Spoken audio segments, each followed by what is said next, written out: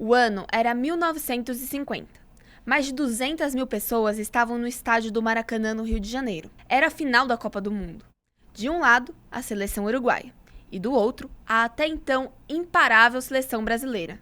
E diante das diversas conquistas que Barbosa teve em todos os clubes que passou, principalmente no Vasco da Gama, foi um caminho quase natural que ele se tornasse o goleiro da seleção daquele ano, trajando a camisa de número 1 pela primeira vez na equipe brasileira.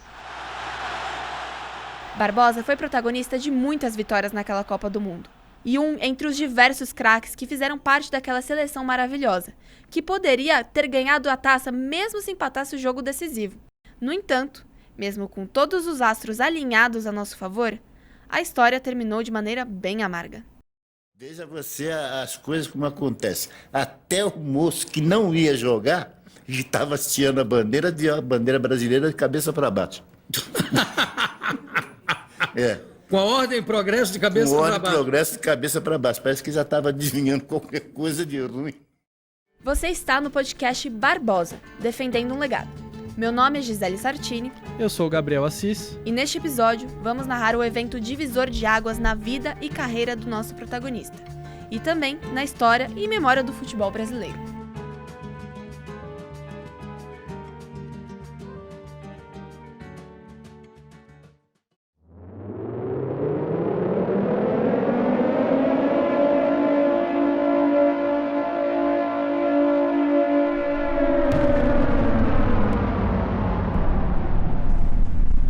Na Copa do Mundo de 1938, a Europa já havia sido abalada pelos prenúncios da Segunda Guerra Mundial. Hitler anexou a Áustria e os jogadores austríacos foram imediatamente incorporados à seleção alemã. Já o torneio de 1942 só seria realizado muito mais tarde.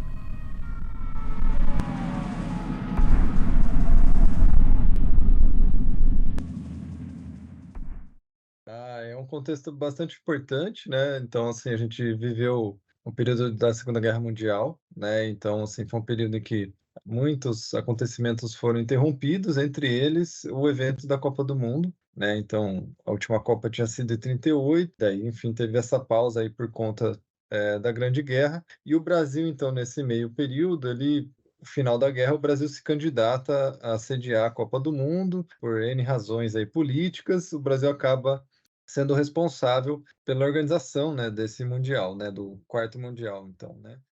Esse que você ouviu é o Marcel Tonini, pesquisador do Museu do Futebol e um dos organizadores da exposição Tempo de Reação, que celebrou o centenário de Moacir Barbosa em 2021. Num papo de quase 2 horas, ele nos contou muita coisa e é por isso que vai aparecer bastante por aqui. Para começar, vamos dar um contexto social sobre a Copa do Mundo de 1950. O torneio voltaria a ser disputado pela primeira vez desde 1938, já que as edições de 42 e 46 foram canceladas por conta da Segunda Guerra Mundial. E diante de uma Europa destruída e fragilizada, o Brasil foi escolhido como território neutro para organizar e sediar a competição. Na verdade, o Brasil já deveria ter sido a sede da Copa do Mundo de 1942, se não fosse pela guerra. Em um momento de industrialização e diversificação das atividades econômicas da sociedade brasileira, o campeonato colocaria o país no centro do mundo, facilitando a chegada de investimento estrangeiro nos anos seguintes. No entanto, havia um outro motivo para o nosso país sediar a Copa do Mundo. Motivo esse que os acontecimentos do próprio evento mostraram que era mentira. Esse processo não foi à toa, né, o Brasil se colocar como candidato, né? Então, assim, muitas questões políticas, esportivas estavam envolvidas, e uma delas era justamente o Brasil se mostrar para o mundo como um país que não tinha grandes problemas de tensões raciais, né? Então, esse era um dos pontos, tanto que o Arthur Ramos, ele era o responsável pela Unesco, né? E ele era um antropólogo brasileiro, então ele teve um papel bastante importante nisso, né? De tentar fazer com que o Brasil fosse visto como um paraíso racial, não diretamente, mas isso tem a ver com a Copa do Mundo, né? Então o Brasil se coloca nesse cenário, né, desta maneira, né, justamente pelas experiências negativas que já eram conhecidas, né, de todo mundo, né, fosse por conta da Segunda Guerra, com os horrores, né, com os campos de concentração, o Holocausto, etc., mas fosse também pelas experiências negativas, né, conhecidas dos Estados Unidos e da África do Sul. Então o Brasil se colocava então como esse país aí que sabia lidar melhor com as relações raciais. E a Copa do Mundo, né, um grande evento internacional, ela acabou então revelando, antes mesmo que as pesquisas, né, de tantos pesquisadores estrangeiros e brasileiros fizeram na época, né, tanto por conta inclusive desse projeto Unesco, que era chamado essa primeira fase das pesquisas sobre relações raciais no Brasil, a Copa do Mundo, muito antes dessas pesquisas, acaba revelando como o Brasil era de fato um país racista, né? Mas antes da derrota e dos atletas negros serem crucificados pelo revés, a mobilização brasileira foi intensa para receber o principal torneio de futebol do planeta. Inicialmente, o torneio aconteceria em 1949, mas a FIFA resolveu adiar em mais um ano para que os times europeus pudessem se estruturar após a guerra. E mesmo ganhando 12 meses a mais, o Brasil teve dificuldades para entregar os estádios adequados ao padrão FIFA, que era bem menos exigente naquela época. De qualquer forma, a magnitude das obras indica o peso da competição para o governo e para o povo brasileiro. Entre as 6 sedes, 4 passaram por reformas: a Ilha do Retiro em Recife, o Estádio dos Eucaliptos em Porto Alegre, a Vila Capanema em Curitiba e o Pacaembu em São Paulo. Os estádios precisavam ter capacidade mínima de 20 mil lugares, tribunas para imprensa e autoridades, alambrados e uma ligação do gramado para o vestiário através de túneis. Outros 2 estádios foram construídos especificamente para a Copa do Mundo, o Independência em Belo Horizonte e o Maracanã, no Rio de Janeiro, que já nasceu sob a alcunha de maior estádio do mundo. E não era para menos, afinal foram necessários mais de 3 mil trabalhadores e 500 mil sacos de cimento para construir os 150 mil metros quadrados do Templo do Futebol. Ou seja, o dono do maior estádio do mundo perdeu uma final de Copa na própria casa. Dá para imaginar o tamanho da repercussão, né? Próxima estação, Maracanã. Inicialmente seriam 16 seleções na Copa do Mundo. No entanto, Escócia, Índia e Turquia abriram mão de suas vagas. Para os lugares desses 3 países, Portugal, França e Irlanda foram convidados, mas recusaram a participação no torneio. Assim sendo, o campeonato foi disputado por apenas 13 times. Os participantes foram Brasil, Iugoslávia, Suíça, México, Espanha, Inglaterra, Chile, Estados Unidos, Suécia, Itália, Paraguai, Uruguai e Bolívia. Com essas seleções, foram formados 4 grupos. 2 grupos com 4 equipes, um grupo com 3 e um grupo com apenas 2 times, Uruguai e Bolívia. Isso é motivo de reclamação, inclusive. Por ter apenas um adversário no grupo, o Uruguai teve apenas um jogo na primeira fase, enquanto o Brasil atuou 3 vezes, sendo submetido a um desgaste muito maior. Mas de qualquer forma, Brasil, Uruguai, Espanha e Suécia foram líderes de seus grupos e se classificaram para o quadrangular final, disputado por pontos corridos. Ou seja, quem fizesse mais pontos seria o campeão. Peraí, pontos corridos em Copa do Mundo? Quer dizer que Brasil e Uruguai não foi a final da Copa? Exatamente. A Copa do Mundo de 50, especificamente, foi a única edição disputada em pontos corridos. Isso se deu porque, na época, a Confederação Brasileira de Desportos convenceu a FIFA de que um quadrangular final com jogos no Rio e em São Paulo seria mais lucrativo. E eles aceitaram, vai entender. E sim, oficialmente essa Copa do Mundo também não teve uma final. Porém, o jogo entre Brasil e Uruguai teve cara de decisão, porque era o último jogo do torneio e os 2 times eram os únicos com chances de títulos.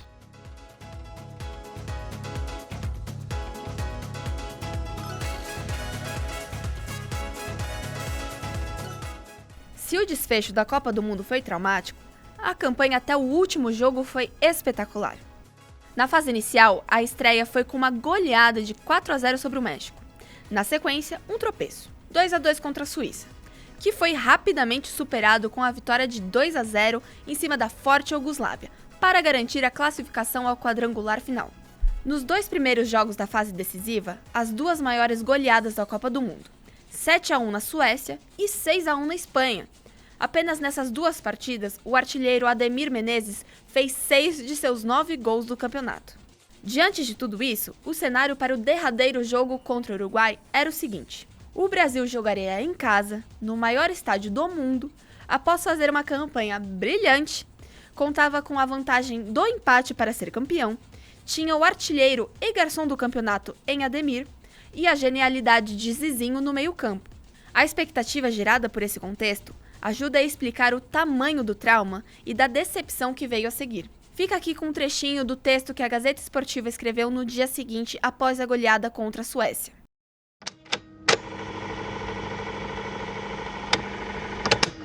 Aquela vitória conseguida contra a Suécia fora algo de impressionante, algo de embriagador. Quantos e quantos comentaristas estrangeiros exclamavam ser absolutamente impossível a uma equipe apresentar algo de melhor em matéria de futebol. Realmente, o quadro brasileiro, em que pese a inferioridade do 11 adversário, havia sido uma máquina, onipotente em matéria de capacidade ofensiva ou defensiva. E após o jogo contra a Espanha, o jornal foi ainda mais sucinto. O Brasil fizera aquilo que antecipadamente se julgara impossível, jogar melhor que contra a Suécia. Chegando à grande decisão contra o Uruguai, o clima era de absoluto otimismo. Otimismo não, chegava a ser um oba-oba, clima de já ganhou mesmo. O Jornal dos Esportes, inclusive, publicou uma foto do selecionado brasileiro com a manchete "Campeões do Mundo", antes da partida. Reza a lenda até que o Obdúlio Varela, capitão do Uruguai, teria comprado vários jornais e mandado os jogadores uruguaios urinarem no periódico. Seja isso verdade ou não, o clima pré-jogo foi descrito da seguinte maneira pela Gazeta Esportiva. Desde as primeiras horas da manhã, grande parte do público que se encontrava na Guanabara principiou a se dirigir ao Maracanã.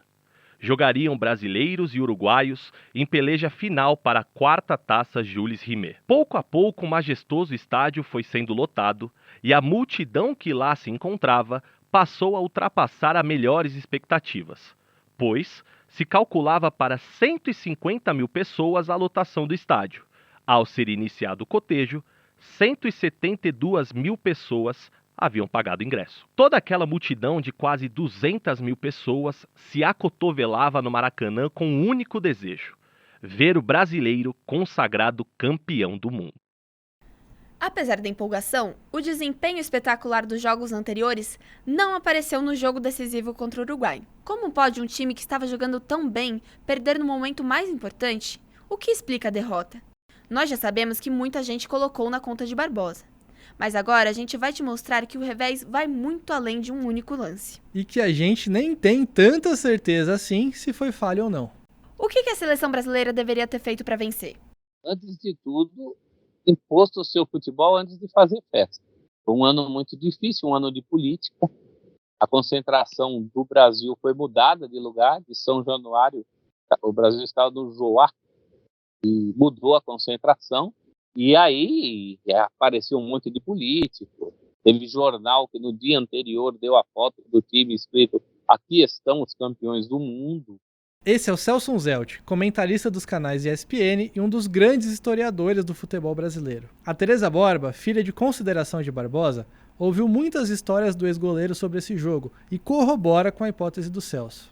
Então, o que aconteceu, que muitas pessoas não sabem, é que assim, eles estavam ganhando tudo na Copa, tudo, ele estava a milhão. Só que a seleção do Uruguai não era qualquer timinho, não era qualquer seleçãozinha, mas tudo era para se ganhar, Só que acontece que a porcaria da imprensa marrom, ela fez o quê?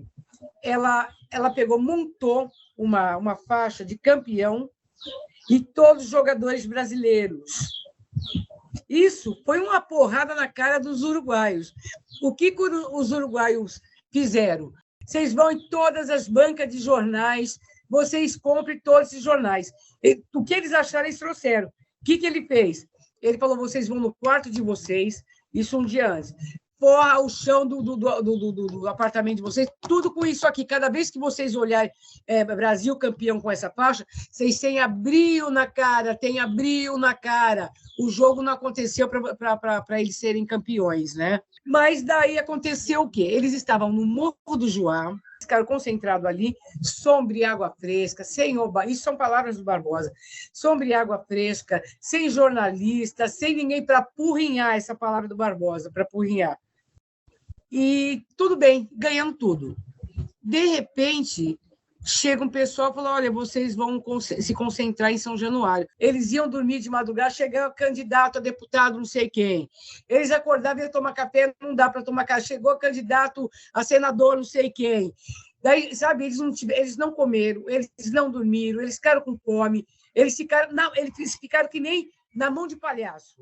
O fato é que o Brasil teve, digamos, o azar do sorteio cair no terceiro jogo justamente com o sul-americano, né? Então, assim, dizem que o Flávio Costa, ele preparou muito contra os europeus, ele viajou para a Europa para ver os europeus, né? Então, ele se preocupou muito mais com os europeus, né? 3 meses antes, algo em torno disso, o Brasil jogou uma taça com o Uruguai, Oswaldo Cruz, né? O Brasil ganhou do Uruguai, mas os 2 jogos foram muito parelhos, né?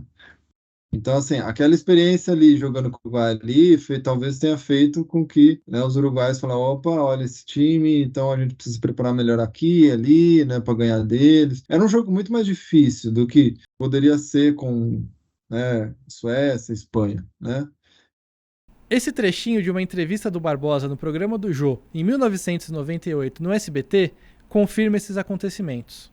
Como é que foi a preleção antes do jogo? Teve algum político que veio falar? Isso teve.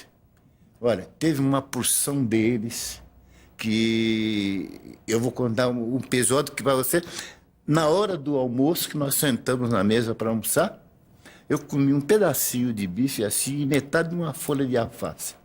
Sabe por quê? Porque a gente sentava e estava com prato para comer, chegava, levanta que veio o seu Cristiano Machado, que é candidato a presidente da República.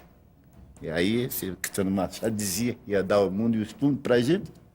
A gente sentava, quando ia de novo no lugar, lá vinha o senhor Ademar de Barros. Levanta, que o senhor Ademar de Barros também vai dar casa, automóvel, enfim, uma opção de coisas para a gente. E acabou o resultado, que nós tivemos que sair do estádio de São Januário, pegar um ônibus, ir para o Maracanã e ficar feito touro. Você já viu como é que o touro fica dentro daquele quarto escuro? Então fecharam a gente lá e deram um sanduíche para a gente comer. E fim de papo. Depois soltaram a gente na arena para decidir. Para enfrentar o jogo. Os minutos prévios à partida, já no vestiário do Maracanã, também são motivos de polêmica e relembrados a partir de versões distintas. O Jornal do Brasil, em 17 de junho de 1970, revelou o seguinte: o vestiário do Brasil, naquele dia, viveu o maior tumulto de que até hoje o Maracanã tem notícias. Havia gente de toda espécie, para mais fotografias abraçando os jogadores. Flávio Costa não conseguiu encontrar tempo para reunir os jogadores e traçar qualquer plano tático. A única coisa que recomendou, quando todos iam saindo para entrar em campo, foi que não aceitassem o jogo violento dos uruguaios. O técnico Flávio Costa, por sua vez, negou tudo isso e contou uma outra versão ao Paulo Perdigão, no livro Anatomia de uma Derrota. Não houve nada disso. Tranquei o vestiário, coloquei colchões para os jogadores relaxarem e até apaguei as luzes.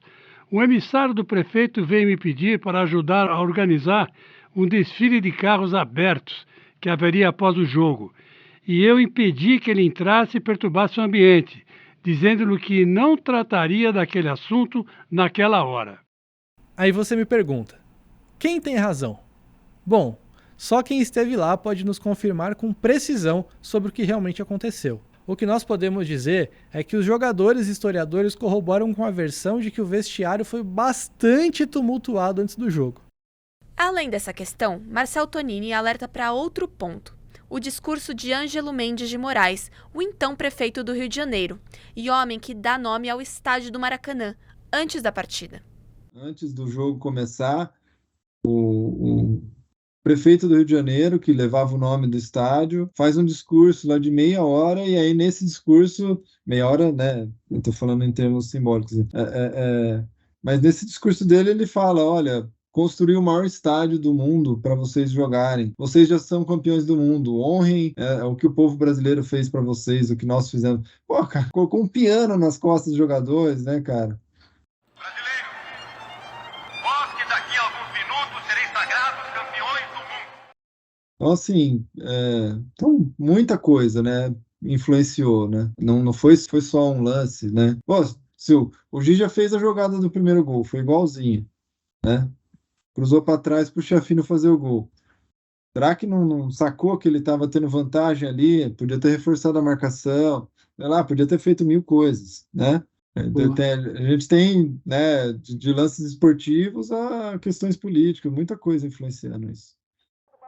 Caberá Ademir movimentar o balão. Em São Paulo já iniciado Espanha e Suécia 0-0 até o momento, tudo pronto para o início. Jorge Cury atuando com o ataque brasileiro nesse primeiro tempo, enquanto nós ficaremos... Com a partida iniciada, todos os presentes perceberam que não seria um passeio para cima dos uruguaios, como foi contra a Suécia e a Espanha. Apesar do grande volume de jogo da seleção brasileira, as ações ofensivas da equipe não fluíam com facilidade, e as chances de gol eram raras. Nesse sentido, as opiniões de quem esteve na partida dentro das 4 linhas, seja como jogador ou treinador, nos lembram de um elemento muitas vezes esquecido quando o assunto é a seleção brasileira: o adversário. Dentro de campo não sucedeu aquilo que desejávamos, sobretudo pela eficiência do adversário. No futebol pode-se planejar o que se quiser, mas você encontra a ação do adversário justamente para impedir o projeto. Se acontece por qualquer motivo ter o adversário acautelado contra certas coisas, o projeto falha. A ação do adversário visava anular tudo aquilo que planejamos. Nós tínhamos exímios tocadores de bola. Eles procuravam então atuar por contra-ataque pelas extremas. O que aconteceu de imperfeito conosco é que nossa defesa permitiu que ocorressem esses contra-ataques. Disse técnico Flávio Costa em entrevista a Paulo Perdigão, autor do livro A Anatomia de uma Derrota. Zizinho, eu e Jair não tínhamos espaço. Eles jogaram colados em nossos calcanhares, dividindo todos os lances. Quando conseguia um pouco mais de liberdade, penetrava rápido, na minha jogada característica, para receber lançamento longo de Zizinho ou Jair. Aí esbarrava em Obdúlio Varela, que sobrava na defesa, numa posição que hoje chamamos de líbero. Disse Ademir Menezes ao jornal O Globo em 81.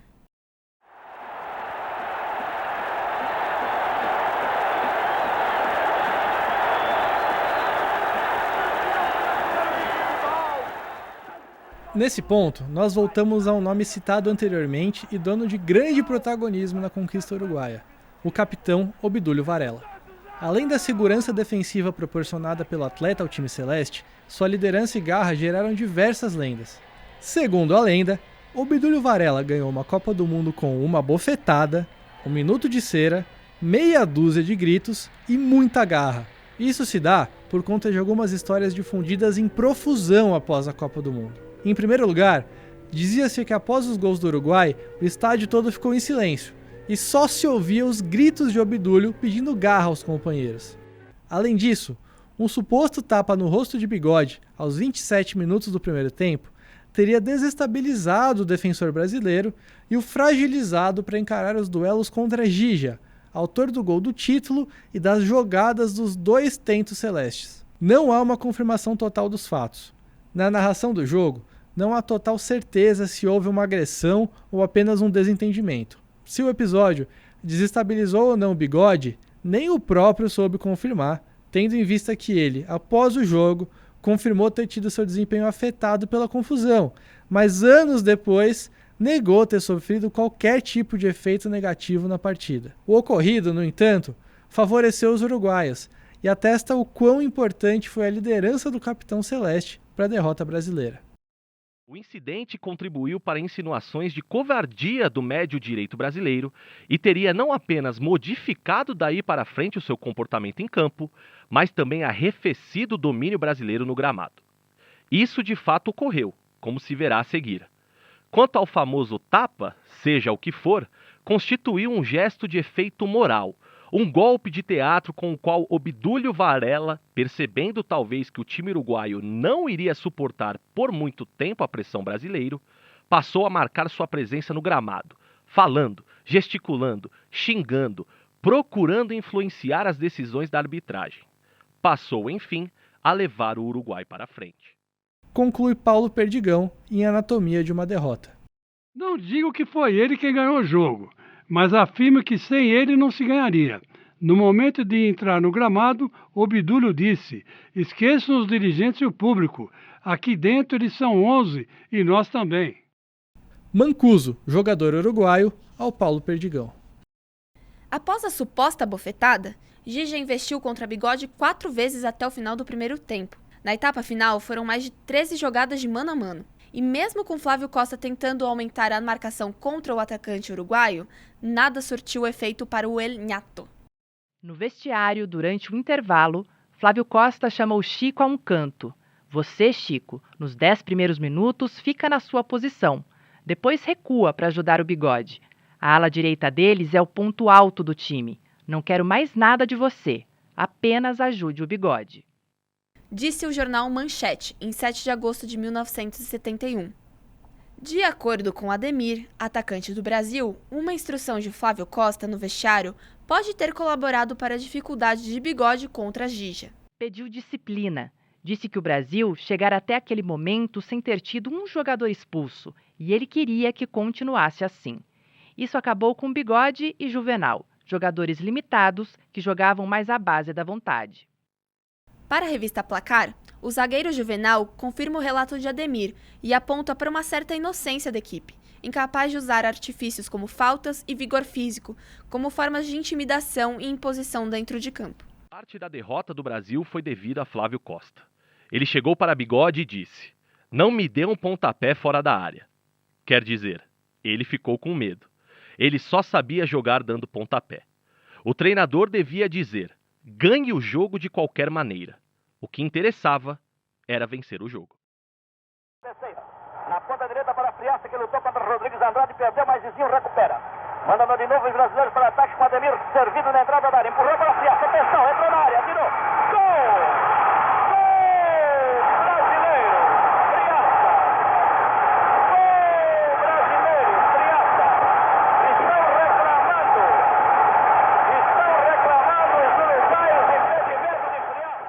Ainda que o desempenho brasileiro não fosse o mesmo dos jogos anteriores, a pressão era forte o bastante para gerar muitas finalizações contra o gol do Uruguai. Aí é aquela velha máxima: água mole em pedra dura, tanto bate até que fura. Logo aos 2 minutos da etapa final, Friaça avançou pela ponta direita e acertou um chute rasteiro no canto direito do goleiro Máspoli.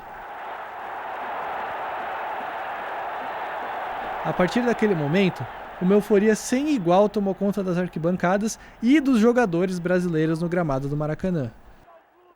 Fiquei mais de 2 minutos desligado e tenho a impressão de que, se naquele curto período me passassem a bola, não saberia o que fazer com ela.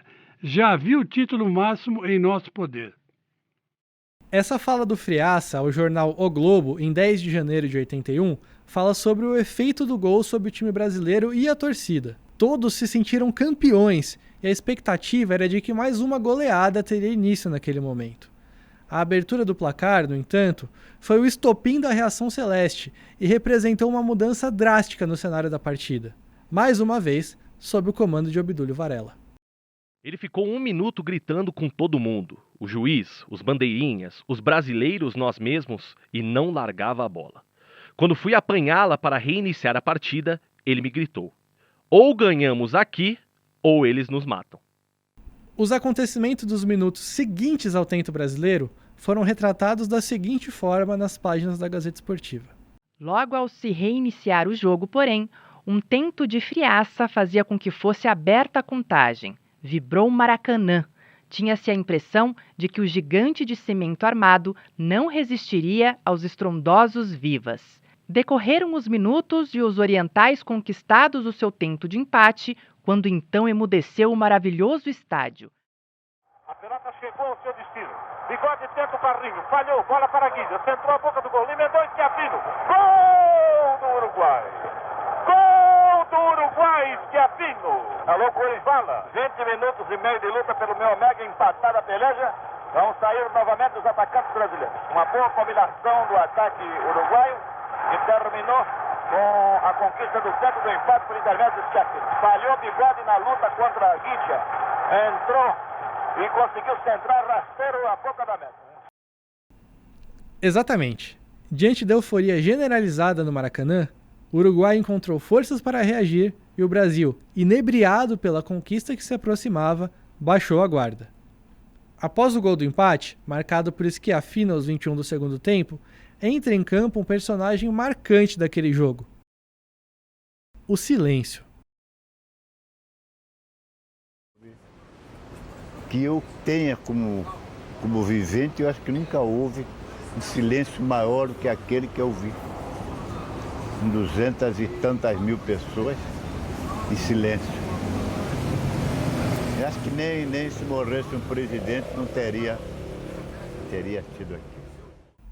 Esse elemento ensurdecedor foi mais traumático do que os gols do adversário ou a dor da derrota.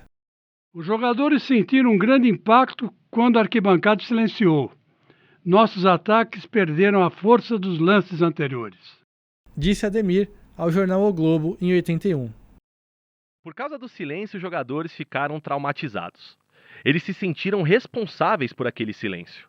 Ouvi uma atriz de teatro dizer que, quando a plateia não reage como previsto, isso passa um mau fluido para o palco.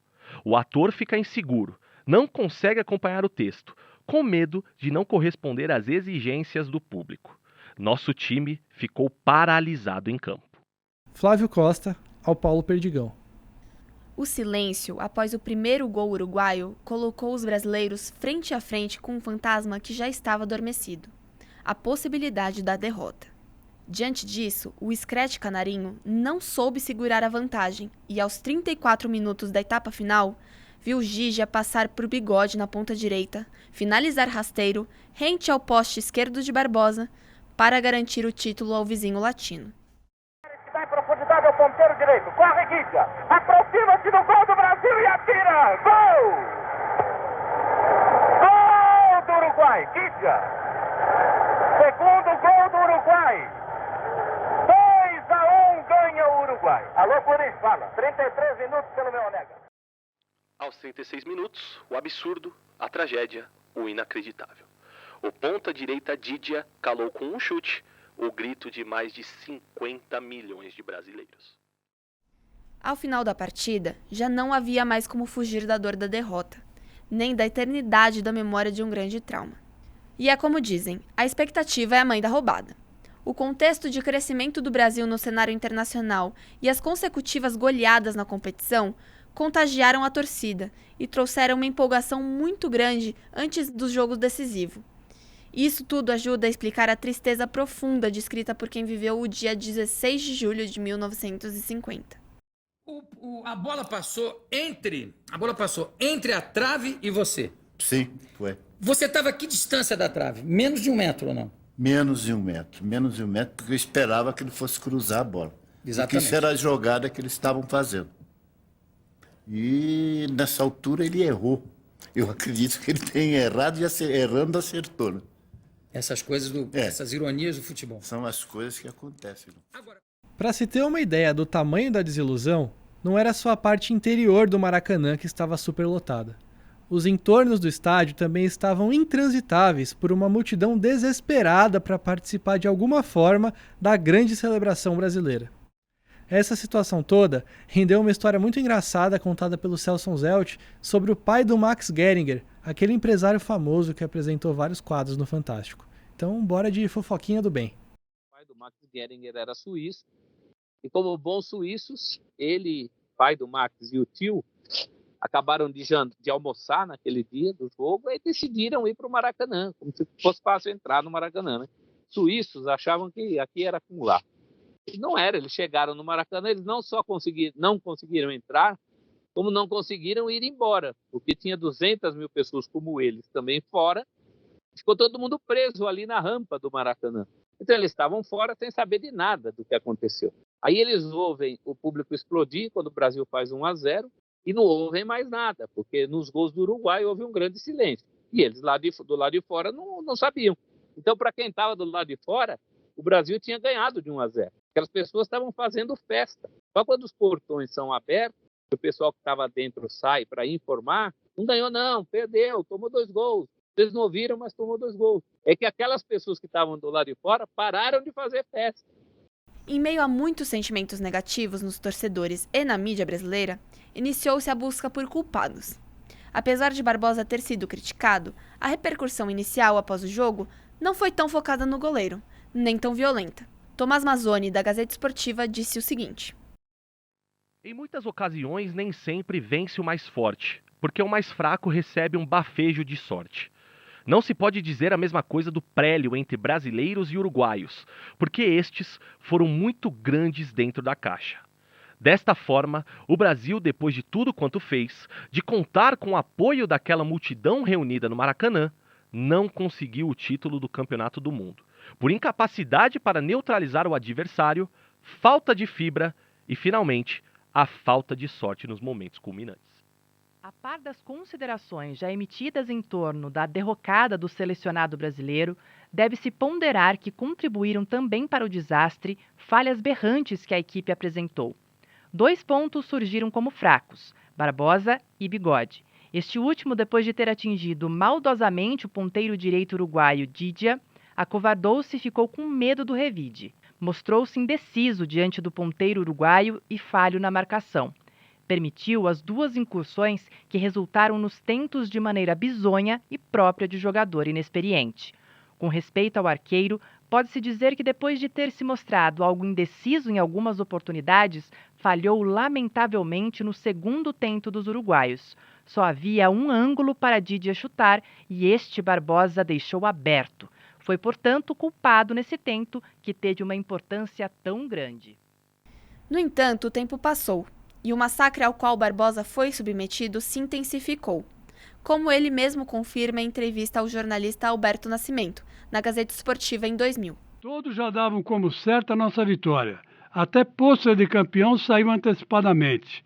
Com o tempo fui ficando cada vez mais marcado, mas na época já havia uma pressão. Pois é, Barbosa. Ninguém melhor do que você sabe como foi carregar esse fardo. E este é o assunto do nosso próximo episódio, no qual nós vamos investigar a vida do goleiro depois da Copa do Mundo. Por que escolheram Barbosa como bode expiatório? Como ele viveu com essa marca na sua carreira? E como foi a hostilidade da opinião pública? Mas essa história merece um capítulo à parte, então por hora, vamos ficando por aqui. Barbosa, Defendendo um Legado, é uma produção original da Fundação Casper Libero. Nas vozes principais, estamos eu, Gabriel Assis, e a Gisele Sartini. Esse podcast foi idealizado, produzido e roteirizado também por mim, Gabriel Assis, e pela Gisele. A captação desse episódio foi feita pelo Anderson Pires. As vozes das narrações desse episódio foram interpretadas por Alexandre Silvestre, Chico Lang, Felipe Leite e Marina Buffon. A edição, finalização e mixagem foram feitas pela Gisele Sartini e pelo Caio Lima.